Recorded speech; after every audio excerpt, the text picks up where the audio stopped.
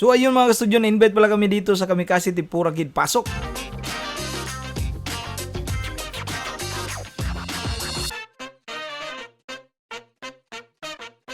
Located pala ito sa Pacific Mall Food Court, Mandawi. Mukhang ready na si ate. Order na tayo. Tigda 2 order ng shrimp tempura, crab stick, calamari, gyusa, at ang bago nilang product na butterfly squid. Ayan, nagsimula nang mag-prepare si ate. Ito yung kagandahan sa kanila kasi nakikita mo yung proseso sa pagluluto. Panoorin po natin.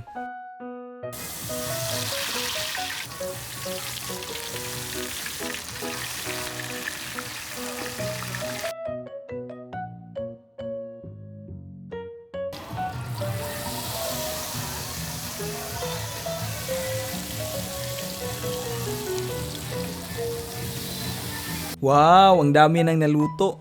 Excited na akong kumain. Ito pala yung crab stick. May pa-design pa sa ate, oh. Ito naman yung shrimp tempura. Almost ready na ang lahat. Ang gaganda tingnan ng mga pagkain. Naluto na rin pala ang butterfly squid. Eh ano pa hinintay natin? Tara na, kainan na to.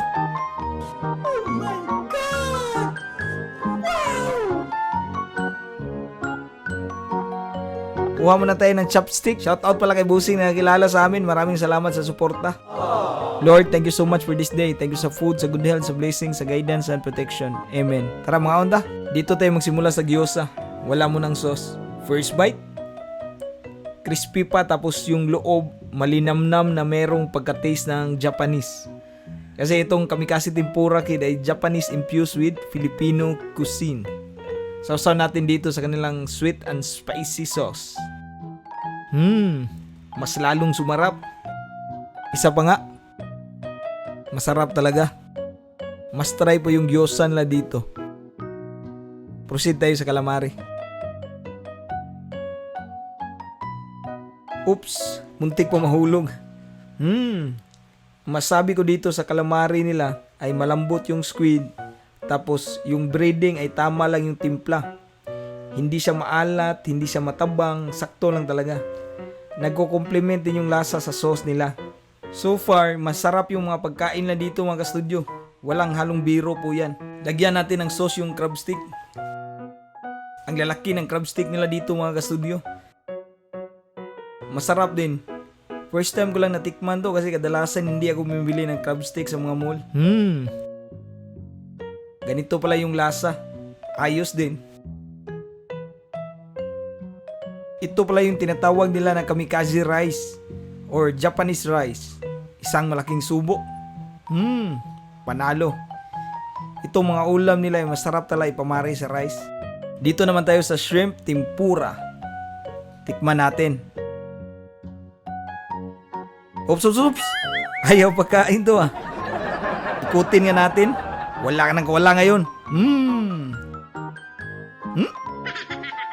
Ang sarap. Kuha pa tayo ng isa. Sausaw natin dito sa sauce. Yummy. With rice. Talagang nag-enjoy ako sa mga pagkain nila dito mga ka-studio. Kaya bibilisan na natin to. Ito na. Ito lang hindi ko natikman. Ang kanilang butterfly squid. Ang crispy ah. Tas yung squid nila, hindi siya makunat. Parang isang kagat mo lang, naputol agad. Masarap din yung timpla nila. Siguro dahil sa breeding nila to. Budburan natin ng sweet and spicy sauce. Isang malaking kagat. The best mga ka-studio. Maraming salamat Kamikasi Tempura Kid.